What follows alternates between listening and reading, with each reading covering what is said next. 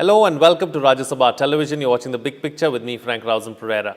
On August 15th, Prime Minister Narendra Modi announced plans to give every Indian citizen a unique health ID as part of the National Digital Health Mission, which will digitize health records as well as provide a registry of doctors and health facilities.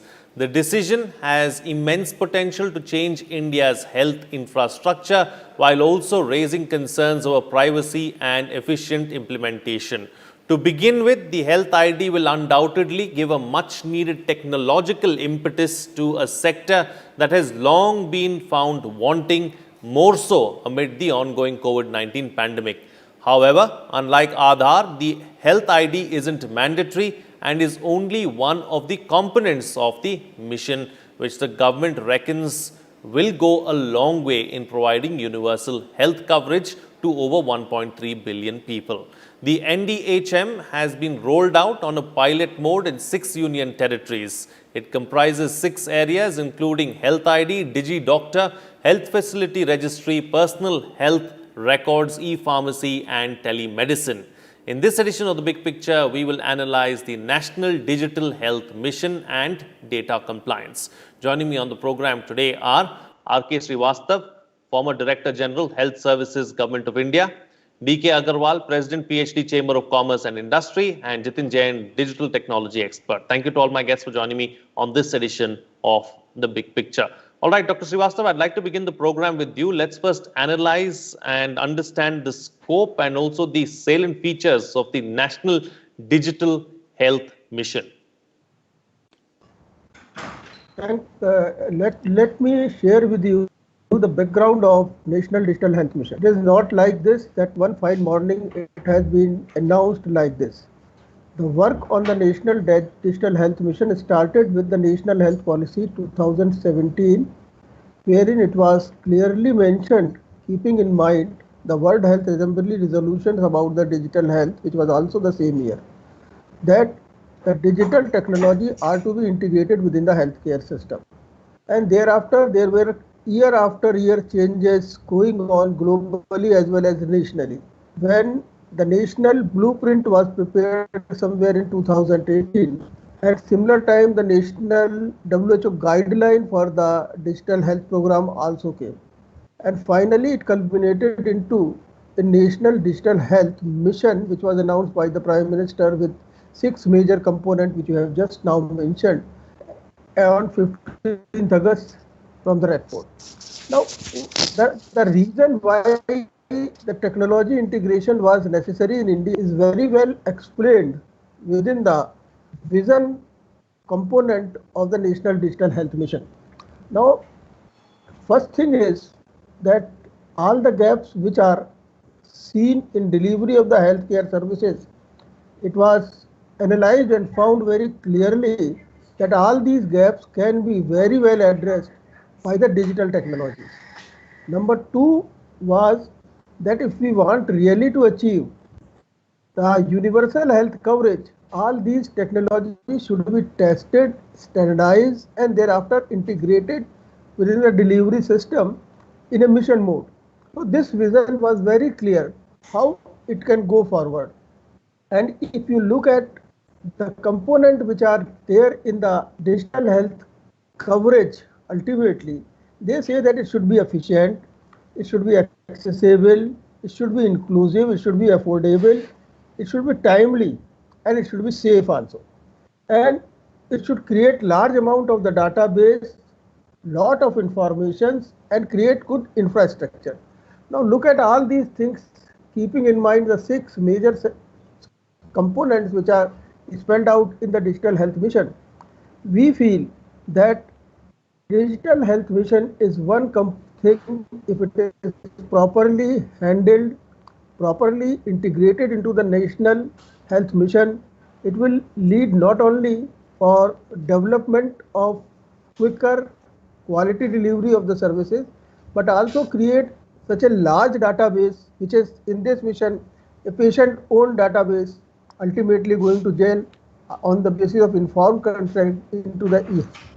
So I look at this mission as a challenge of technology before the health care planner, implementer, and the doctors so that they can assimilate it in a scientific way in the health delivery program. Okay, points taken. Let me take the points that you're making forward as well. Let's also understand another aspect. Mr. Agarwal, what is the status of the digital health infrastructure or technology in the country as it stands today? You know, we are talking about telemedicine, we are talking about DigiDoctor, we're talking about so many of these aspects. But what is the status of the infrastructure as well as the technology itself? You are right. There is a very, I'll say, great attempt being made by our Honorable Prime Minister to bring digitization in healthcare sector. However, if you look at the infrastructure spent, the public spend, which is hardly around 1.3%. If you look at Canada, which is spending more than 8.3% of their GDP, which is number one in the healthcare in the world. If you look at Australia, they are spending almost 6.3% of their GDP on healthcare.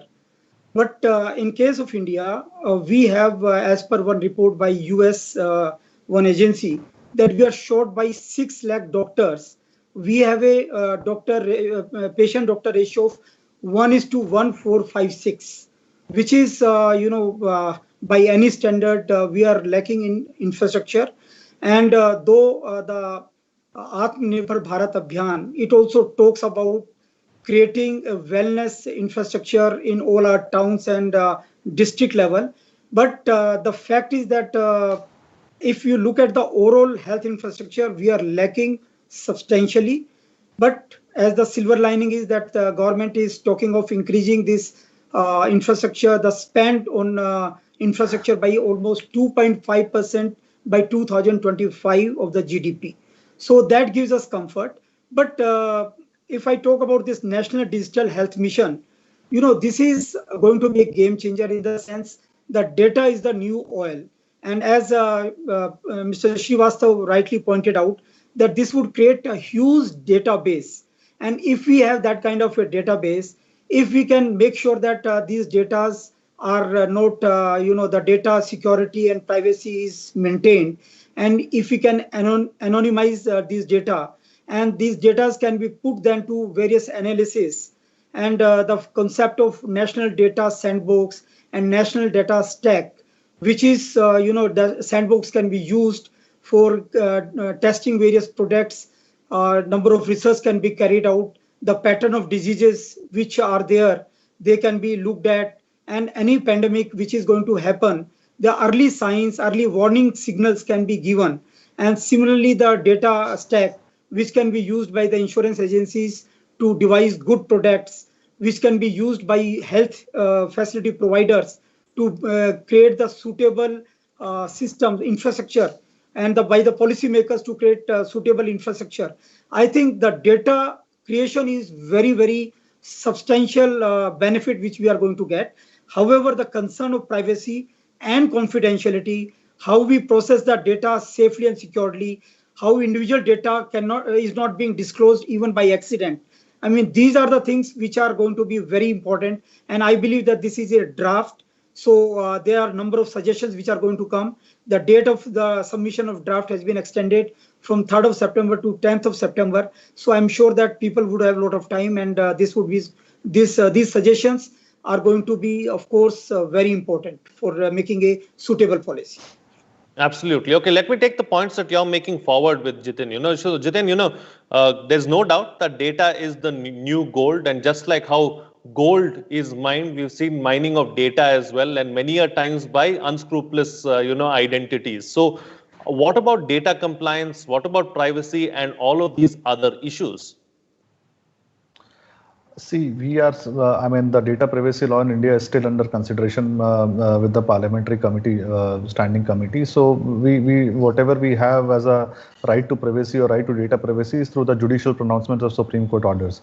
Having said that, look, Aadhaar went into a controversy, and then finally, when the culmination came in a form of privacy judgment, several schemes of the government had to be dealing with Aadhaar, because they said that Aadhaar cannot be linked with everything. If they had allowed Aadhaar to be linked, as government wanted, then the need of separate unique ID for health services may not have arrived. I mean, you could have used Aadhaar number, like it happens in the West, like SSN number is there for all the services. Now, since you cannot force people to make Aadhaar, you can't link Aadhaar with other records, because there might be a lobby which might come up and say that government is now willing to do some sort of medical surveillance. There are all sort of people we have. So what government has figured out is I think a temporary arrangement which takes care of account of data privacy issues, which also ensures that our policies, our willingness to serve the last leg of society does not suffer because of this tricky issues of Aadhaar and data privacy. So what they have done, they have decided to give a unique identifier to every single citizen or a patient in India. That unique identifier could be used across all hospitals, across all private labs, private hospitals. So which is a unique feature. I mean, if you look in Delhi, AIIMS and other government hospitals are also, having a common unique ID. You could go to online websites and seek a doctor's appointment. It might look very simple, but look at the transformation it has brought. Just 4 years ago, you would have to stand for 1 hour, 2 hours in the queue at AIIMS in the morning at 5 a.m. to 7 a.m. just to get a simple appointment. Then you will have to run post to pillar to every department to get your X-ray or CT scan reports. But today, you can just go online, just put your unique health ID, get an appointment. All your lab reports are there in the cloud. You can download sitting at home. So imagine what it could do when this entire ecosystem is brought to all labs and all hospitals in India. So the problem of legacy health records will be solved. The poor people will be able to maintain his health record for 10 years, 12 years across all hospitals. Now club it with the Ayushman Bharat, where you are planning to provide the biggest healthcare coverage scheme and the insurance scheme to the size of biggest population in the world. So now the quantum of data which will be generated about the kind of disease which are treated, kind of complaints which are coming in, as I rightly said, and then the type of analytics you would draw over the data would be a huge advantage for health sector in India. I mean, kind of insurance schemes you want, and that remains to be seen, that how will government will share. I'm sure they will not share data, but what sort of analytics will they share with WHO or private organizations, or for health policy making, where more infrastructure is required. And I agree with the panelists that it will really help in giving early warning signals for the outbreak of any pandemic or any disease, because everything will be in one single database and you will have a bird eye view of the entire health status of whole country. So I think this is going to be a game changer. Right. Okay. So I think it's well established that this is indeed going to be a game changer as far as the health sector in the country is concerned. Taking the discussion forward now, Dr. Srivastav, let's not forget that the NDHM has already been rolled out on a pilot mode in 6 union territories. So what has the experience been like, and what is it that you like to see, being incorporated and being worked on? Okay, before I actually respond to your question, let me try to share with you. The government has announced a pilot which is operating in 6 union territories. But before this, good number of non-government, non-profit organizations have been running pieces of the component of digital health program in different states and in different size. Say, I operate in a organization which is known as Wish Foundation, and we run about 100 technology-enabled primary health centers. Now they are all operating on tablet. They are all having a virtual doctor, what we call Digi Doctor over here. They have got their own unique ID. There is a drug vending system which is based on a machine which is developed, putting the essential drug into it, and a dashboard to have monitoring. So we have got many things which are available in the sector of the infrastructure. The second thing, let us not forget the lesson we have learned during the COVID period, how the digital technology can be adopted in a fast track mode so that we can solve the big problem. Say education sector, say health delivery sector, the digital technology has helped us in transforming the frontline worker into a trained workforce in numbers which would otherwise have not been possible if we would not have adopted this technology.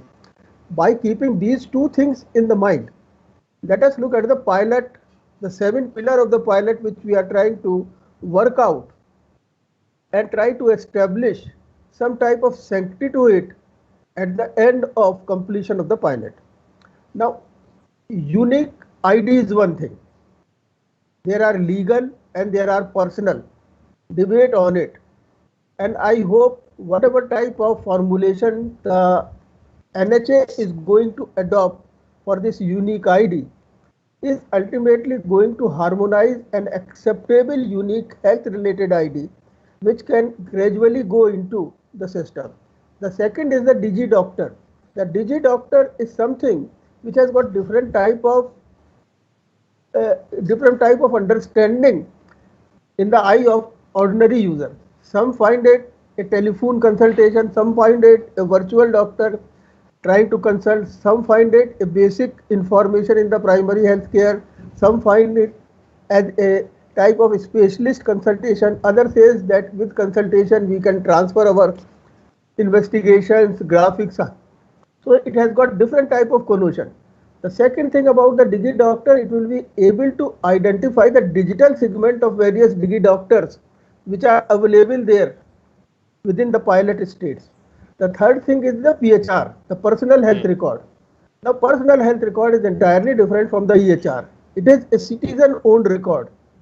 Now, at least if I am a patient for coming 10 years, it will be in my custody how my health was behaving rightly or wrongly and how my doctors were responding. At least that thing will be available with me. And it is up to me to give a informed consent to somebody if they want to assimilate it into a EHR.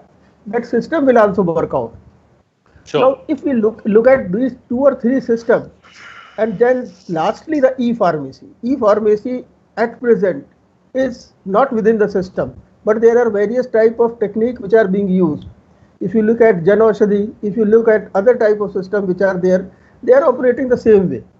Now, all these things put up in right place, and remember that this particular National Digital Health Program is coordinated by NHA and not by the Secretary of Ministry of Health and Family Welfare. It means that the government has got in its mind that it is going to create a very, very huge right type of data bank, registries of the patients, registries of different diseases, registries of the human resource, and all these things will correlate to the insurance system with government is taking it forward. So this database is clearly in the mind of the government. We will have an ecosystem totally worked out at the end of this pilot phase. And if I have to give a suggestion for it, then I will say, please have partnership with all those stakeholders and players who are relevant in this system and focus on primary health care. A top-down approach in digital health and a bottoms-up approach in primary health care should blend somewhere, because the basic problem about the infrastructures, the optical fibers, the various type of towers, the connectivity, the electricity are there in the villages. Otherwise, Prime Minister would not have announced that in 1000 days we will take the optical fiber to last village. So Right. these problems are there. So we should adopt a bottoms-up approach and a top-down guideline, and it will give a blend of a doable type of national digital health mission, which will bring back whatever has been talked by the different experts over here. Absolutely. All right. So, Mr. Agarwal, so clearly, Dr. Srivastava has pointed out how digital technology has been fast-tracked during the pandemic and how we've seen some good results. So, at a time like this, when we are putting our best foot forward, what are the kind of opportunities do you foresee, for the private sector as far as digital health technology is concerned?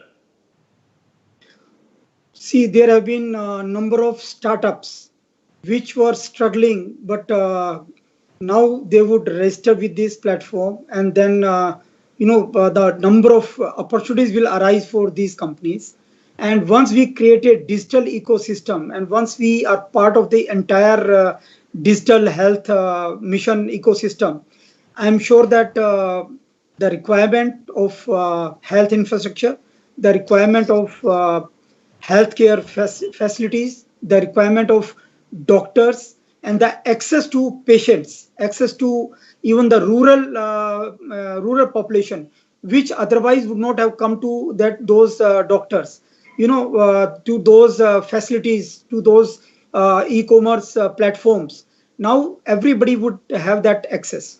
So this would actually increase the cake size for the private sector, and the kind of growth which would be witnessed in the healthcare sector, the private sector is definitely going to benefit. And secondly, even the public expenditure as well as the private expenditure on healthcare system, because once we have this entire ecosystem being created, a huge amount of money is going to be spent on creating that kind of infrastructure. So definitely the private players, they are going to benefit out of this spending. So I believe that with this initiative, there are going to be huge opportunities. But I would like to mention a few things. We when we actually implement, the real problem comes when you start implementing it.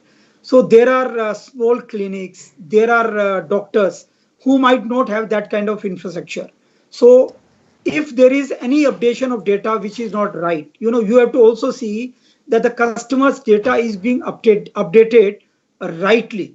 If wrong data are updated, then I believe, I don't know whether this is included in the policy document or not, the draft policy document, whether the patient has a right to change his updated records, whether he has that facility, because he has the facility to give consent, he has the facility to allow any doctor or any health facilities to see his records, but whether he has the facility to update his records if the records are not right. So these are certain challenges which have to be looked at. So I'm sure that Right. my fellow speakers, my fellow panelists, they would also talk on that. Absolutely. So, Jitin Jain, what are some of the digital technology related challenges that need to be addressed that you foresee coming up? Dr. Srivastava also pointed out about, bandwidth and so on and so forth. So, how do we address all these issues, and what are some of the challenges that you see? So one definitely is the infrastructure issue, that how do you take the infrastructure to the last mile of this nation, especially in the rural areas. So if you were to connect the small clinics run by small doctors in the villages, would they also be able to update records? I don't think so, because they don't even have a computer. So how do you deal with that problem? So you are looking at 40% of population which would not have access to this technology. So you might be able to bring optic fiber to village, but I'm sure you're not going to give them a computer to every doctor. So those are challenges probably, but that should not stop us, because even if we are able to cover less 60%, let's go for it. With time, probably more coverage will increase multifold. So let's not expect 100% coverage on day one. The bigger challenge would lie, I think, in last 7-8 years, the kind of digitization we are having, at the kind of speed at which we are moving towards digitizing everything, the cyber security and the digital hygiene and digital awareness have not moved along with it. People are still falling to simple lottery scams and SMS scams, on email scams, OTP frauds. 98% complaints which are pending for the financial frauds in the police systems across India are of OTP fraud. So, people are falling for basic this thing. People still share their passwords, ATM pins, etc. So the medical health data, which is a highly critical personal data in this country where you do not have that much of awareness, how do you deal with that problem? A, in terms of awareness of end user, which is the patient, and second, the person who's a data aggregator, which is government. I mean, we saw examples that how private players who are making Aadhaar for the safety and ensuring that data is not deleted, they kept an Excel copy and later they forgot to delete, and that data got leaked. And then you start accusing the Aadhaar ecosystem. So mistakes do happen. So how do you ensure that the private hospital which are accessing the health record of a person take proper consent? The person who is handing over his card or health card or UHID is aware of what data is being accessed for what purpose. How do we ensure that there is no unauthorized access by a private lab? So these are kind of, and these are kind of problems because database will have data of everyone, be it a politician or an ordinary citizen. So these are tricky challenges. I'm sure the SOPs, when we see when the final policy comes out, we'll have to see what happens. But I think data privacy and data security will be a huge challenge, especially in this kind of database, which has got extremely, extremely critical personal data. Last, I think, how do you then it's an opt-in policy, right? It's not mandatory. So how do you then convince a large section of population to actually opt for it? It is for their benefit, but how do you convince them? So that sort of awareness campaign, those benefits have to be advertised properly and informed properly. And then at the end of the day, no matter what policy you bring, the end citizen has to see some benefit, some convenience. So one, yes, he might be able to get an appointment online, fine. He might be able to retain his health record on a card, fine. But what are the other benefits like, insurance coverage schemes or, early warnings or, online medicines? So those things are, urban population might not care, but the rural villages, which will be the actual beneficiary of the scheme, they have to be informed about it so that the opt-in ratio is at least, in that remaining 60% is at least 70 to 80%. Sure. All right. So time to get quick closing comments now from all my guests with the best way forward. I've got very limited time, so I'm going to ask you to be brief, starting first with you, Dr. Srivastav. I think that National Digital Health Mission is going to change the health sector tremendously. The three challenges which I foresee before it is the acceptability by the end user, interoperability of the system which are being developed, and lastly, but not the least, is the cyber security, which is related to the data. I think if we have seen the success of digital technology in programs like education, then during the COVID period in health. So I am quite hopeful that this particular program, if taken well, will give the desired result. All right. Mr. Agarwal. Well, I believe that this is going to be a game changer in the healthcare sector. The key lies in implementation. And my sense is if you can take care of data privacy, confidentiality, and certain nuances, which I'm sure that we are going to get a lot of suggestions. So my sense is if we can implement this policy, India will have one of the best and most efficient, accessible, affordable healthcare system following this policy. All right. And Jitin Jain, close the show for us with your concluding remarks. I think the union territories which are running the pilot do not even cover the 2% of Indian population. So once we have those results, I think instead of going for a full-fledged launch, we should go for a staggered launch. Maybe let's cover 100 to 300 model villages like the constituencies which were adopted by MPs in the previous term. So there are 100, 200 model villages we have. So we can implement there, especially in the rural areas, and then we can do the course correction early on so that we don't have to make any significant changes 2 years later after the full-fledged launch. So my only suggestion would be that keeping in account the data privacy, security, and the infrastructure concerns, let us go in a staggered manner. Let's have one more stage after this UT pilot which is going on, maybe 300 to 400 villages and 50 odd cities, and then probably you can roll out whole of India. Okay. All right. On that note, then we'll call it a wrap on this edition of The Big Picture. Thank you to all my guests for joining me on the program and putting things into perspective for us.